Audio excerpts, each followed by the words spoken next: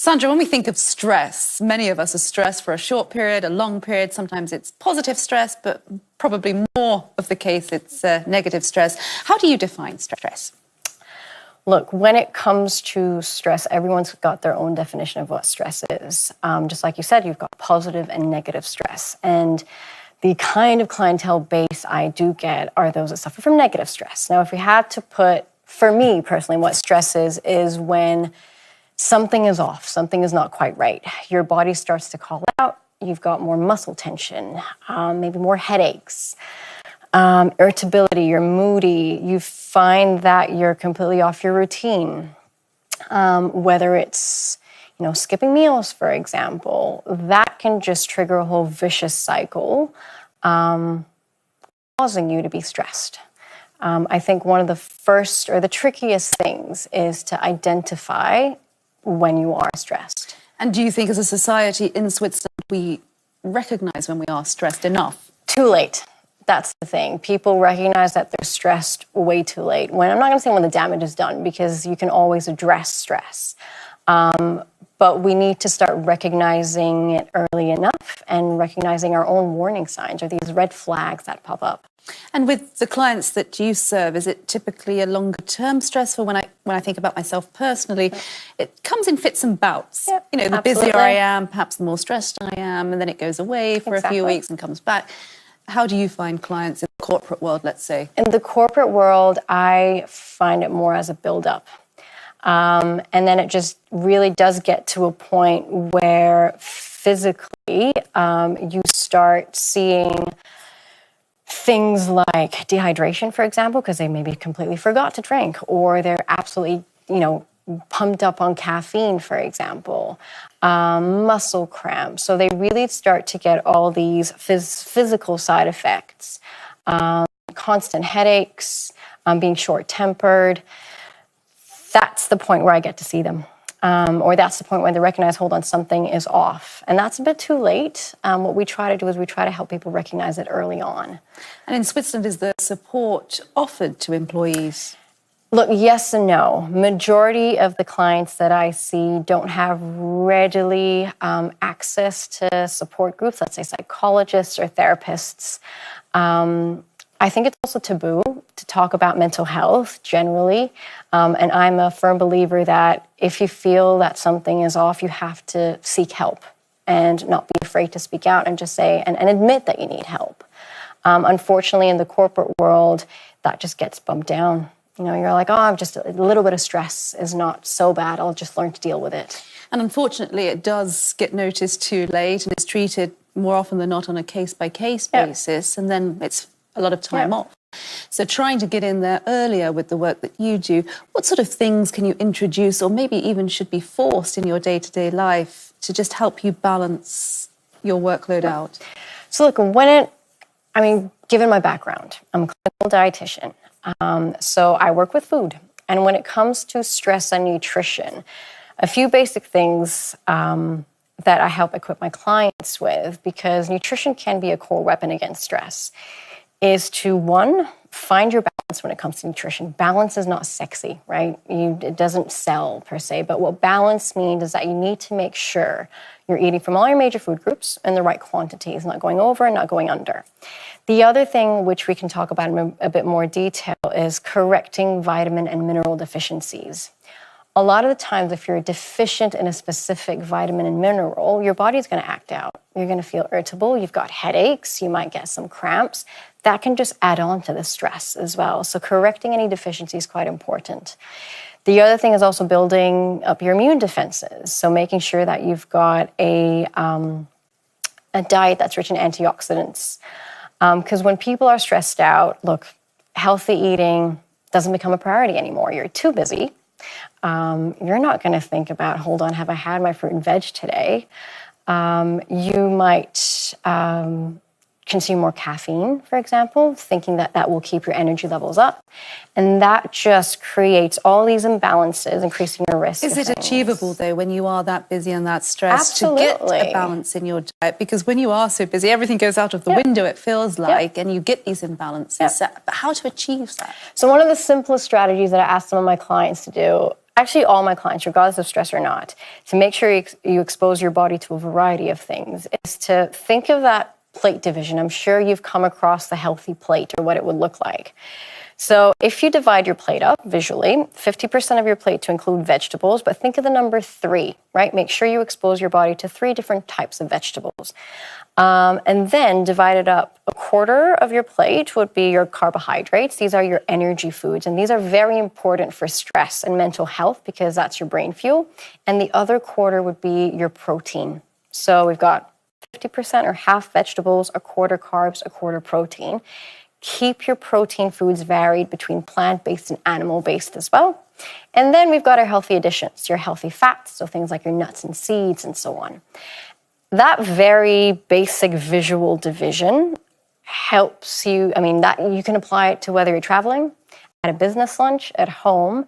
Just keeping that in mind exposes your body to a variety of things, maximizing the nutrient density. And when you have time, of course, it's an easy one to achieve, but when you don't have time and you're eating on the run, how to get all that into your diet at once? Then we look at your day as a whole. We can't just look at it as one meal, and there's always time, right? I think I've helped people with their time management. They always say, look, I don't have time, I've got 5-10 minutes.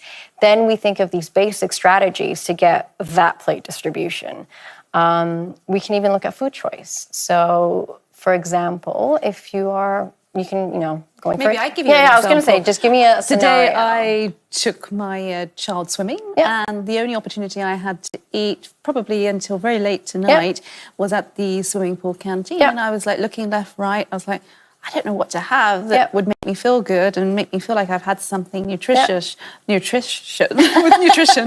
And so I ended up not eating anything. I just had a coffee because I was just that sort of, nothing's really, speaking out to me. So my first question is, has that happened in the past? Absolutely, especially when back-to-back I'm busy that day. It's like either I eat the wrong thing or I eat nothing at all. My suggestion then would be to prepare something beforehand, right? It can be a snack bar, and we can talk about snack bars and how to read the nutrition labels and so on, but preparing and being prepared is something that I teach everyone in a busy corporate world. It's a skill that you have to work on, because if you're prepared, you're likely to fall into these little traps. But it's fine if that does happen. And then, of course, it's not just yourself, it's then taking it home and making sure the rest of the family... You become less of a priority sometimes. It's family first. So let's talk about the workplace and the corporate person who probably travels a lot as well. Now, you said this is achievable even when you travel, but when you don't have a fixed routine, that typically is when you fall down and you do all these wrong things, whether it's eating badly or drinking too much or not exercising enough. How do you just make sure that you still do all the right things when you're traveling around the world? To give you, look, the simple answer is it's complicated. There is no perfect diet, even in a perfect world where you're not always in a rush of traveling. The challenges of traveling, obviously time zone comes to play. Again, a few basic tips and ideas. The meal prep, if you travel to a specific place frequently, then just do the research. You know what's around you. Don't be afraid to speak up. Call the hotel. Make sure you've got things that complement what you're on, whether it's making sure you've got a fruit basket there, seeing what's on offer at the breakfast table, alternating different breakfast choices. Variety is key for me. I think variety is the key. Even if you've had 1 or 2 or 3 meals that maybe are not so great, you can always balance it out the next day.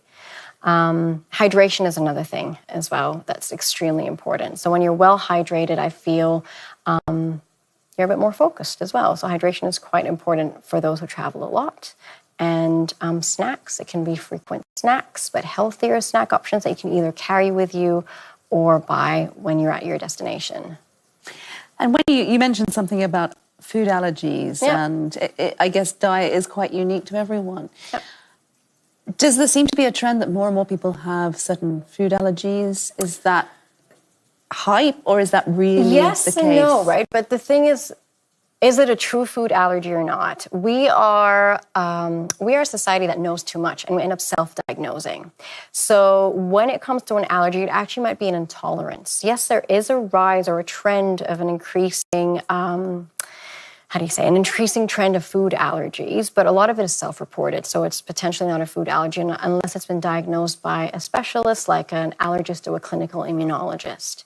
What I found is someone who comes to my practice thinking that they have an allergy, they're more likely to be suffering from an intolerance. Okay, and what's the difference? Your immune system is not involved. So with a food allergy, your immune system produces these chemicals or antibodies against that specific food allergen. With an intolerance, your immune system is not necessarily involved, but it can affect anything from your nervous system to your digestive system. So lactose intolerance, for example, could be kind of the simplest thing that you can put out there. And then there's a lot of hype around gluten intolerance, and we can talk about that at a separate time. But that's the main difference between the two. So do you believe that your work is getting enough recognition with the big corporations in Switzerland? Is it their responsibility, do you believe, to have somebody like you in the workplace educating the workforce? Education is key, right? The interesting part is there is more recognition nowadays that nutrition is quite important. Even the science is showing the relationship between stress and nutrition. The problem that I find in the corporate world is the continuity, right? How, it's great to have these one-off workshops, but then what then down the line, right? So 6 months down the line, there's just so much to cover. But education is key at the end of the day. You need to, there's so much misinformation out there. I'm sure you're aware of that. And is it the responsibility of the firm to ensure the availability of good food?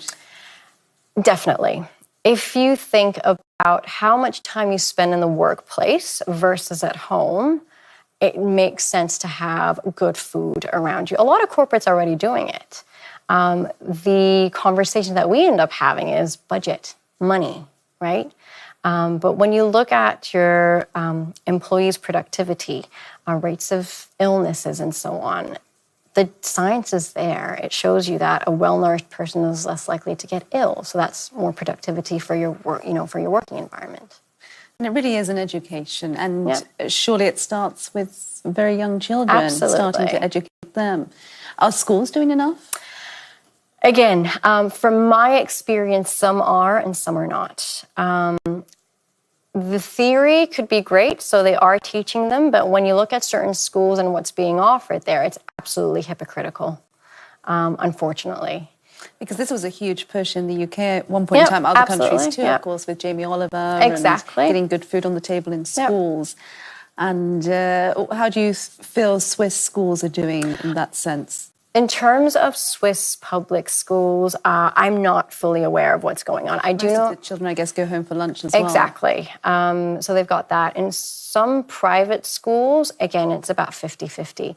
The education is there, the choice is great, the variety is great. But then with other schools, the education is a little bit behind, but the choices are questionable. And part of our swimming experience today was that after the swimming session, they could have a snack. Yeah. And they were very decisive in what each of the children wanted. One wanted an ice cream, one wanted crisps or chips. And I thought, wouldn't it be great if they could just on their own choose something like an apple or a banana or a nut bar even, So it's wondering how, I started to wonder how you can get that into a child's mind so early to choose the healthier option. Parents are role models, right? I think it all starts at home. But sugar tastes good, and that always wins. Of course, we're all programmed. I mean, genetically, we love sugar, right? We love the taste of sweetness. But there are different types of sugar. There are different types of carbohydrates or foods that we can include on a day-to-day basis and can include every so often. Talking about fruits and veg, I was at Spar, one of the supermarkets next to our house, and they had a basket of free fruit and veg for kids. Free fruit? Free fruit and vegetables for kids. That's wonderful. And that was fantastic, but you don't get to see that everywhere. So that's just one little trick to get kids interested. And my kid just ran straight to the basket and grabbed a banana. And, of course, a problem in our society today is choice. Everywhere you go, you're tempted by the wrong things. Do you think that that could change in the future, that the supermarkets change so you don't have so much of the wrong stuff? Follow trends at the end of the day, right? I think it's also up to us, or me, myself, and dietitians to educate the public on how to make these right choices. And that's when label reading comes in. Never fall for the marketing that's on your food product. So again, education is key, understanding your food labels, the ingredients list, what's too much sugar, what's too much fat. So I think it's Quick question. Yeah, tell me. Taxing sugar, is that a good idea? Yes and no, right? It can go either way.